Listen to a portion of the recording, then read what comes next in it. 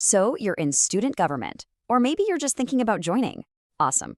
We're about to dive into how it can be this incredible force for real, meaningful change in your school and even your community. Let's get right into it. All right, let's just get this out of the way first. When you hear the words student government, what's the very first thing that comes to mind? Is it picking the prom theme? Or maybe building a homecoming float? Look, those things are super fun and they're great for school spirit, but honestly, that's just scratching the surface of what's really possible. Yeah, the real magic of student government lies in something way deeper. It's like a hands-on lab for learning how to be a leader, it's a platform for serving others, and it's your chance to make a real, lasting difference for everyone around you. To really wrap our heads around this, we've got to look at the official purpose behind the title. This isn't just some other after-school club, It has a serious foundational mission. Okay, check this out. What's so cool about this is the language they're using. This isn't from some boring textbook. It's the preamble to an actual student government constitution. Words like diligently promoting and serve our students and community. That's not just fluff. That's a declaration of a serious commitment. And get this, that same constitution defines citizenship in such a powerful way. It's not just about knowing stuff. It's about how you respond to being part of a community. It's all about taking action. So your role in student government, it's literally a living, breathing exercise in what it means to be a good citizen. So when you boil it all down, it's this. The moment you're elected, you become an ambassador. You're the one they trust to represent them and to be a real force for good, both inside the school and out. That's a huge responsibility for sure, but wow, what an amazing opportunity. All right, so we've got the why down. That's the big, powerful vision. But how do you actually turn that into real projects? How do you find your mission? Let's break that down. It all starts with one simple but absolutely crucial act. You have to listen. The best, most impactful projects don't just come from a few people brainstorming in a closed room. Nope, they come directly from the needs and hopes of your fellow students. And this is your roadmap right here. You can use simple tools like online surveys or even just a physical suggestion box. But even better, hold meetings where the only goal is to listen. What are the real issues people are facing? What would make their school experience better? Your job is to be the amplifier for their voices. So once you've done that listening, you're going to have a gold mine of ideas. But what does a project with real impact actually look like?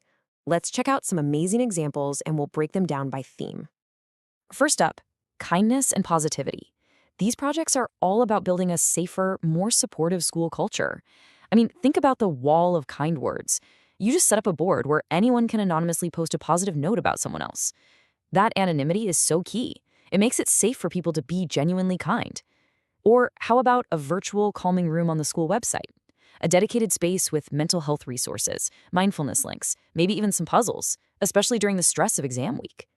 These are small projects with a massive impact on the whole school atmosphere. Okay, next up, let's zoom out a bit beyond the school walls with community and service projects. This is where you connect your school to the wider neighborhood. A project like a senior citizen prom at a nearby nursing home, that's incredible. It's way more than just a dance. You're creating an event that bridges generations, fights loneliness, and makes amazing memories for everyone involved. These projects build real, tangible connections and show that your school is an active, caring part of the whole community. And that brings us to citizenship and activism. This is where you can create real, structural change. Are the school lunches a problem? Is the gym equipment totally outdated? You literally have the power to research the issue, gather data, create a real plan with a budget, and then formally present it to the school board.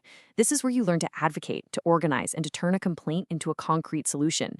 These are the real-world skills that'll matter long after you graduate. Okay, you've got an amazing idea. Now what? How do you actually get it off the ground and turn that spark of inspiration into a real project that makes a difference? Well, it all comes down to having a solid process. And this is where it gets really interesting, because what you're looking at is basically a mini version of a real government. You've got an executive branch with officers like the president to coordinate everything. You have a legislative assembly full of class reps to debate and vote on ideas. And you even have a judicial committee to interpret the rules. It's a mini democracy right there in your school.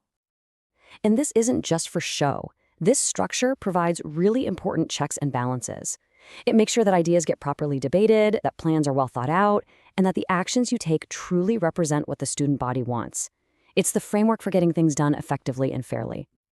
And at the core of all this is a super simple but really powerful democratic process. It's based on something called Robert's Rules of Order, which is just a standard way to run meetings fairly. Now, it might look a little formal, but it's incredibly empowering. It all starts with one person saying, "I move that we organize a clothing drive." Someone else just has to say, "I second that," and boom! Just like that, an idea is officially on the table, ready for a real discussion. And this is why it's so important, you know? It's all about fairness. It keeps one or two loud voices from taking over the whole conversation. It forces you to actually consider different viewpoints and makes sure that every single great idea, no matter who it comes from, gets a real chance to be heard, debated, and maybe, just maybe, brought to life. So, look, we've seen that student government is so much more than just planning parties. It's a platform for kindness, a vehicle for service, and a training ground for real-world activism. You've got the purpose, you've got the ideas, and you have the process to make it happen. The only question left is, what change are you going to lead?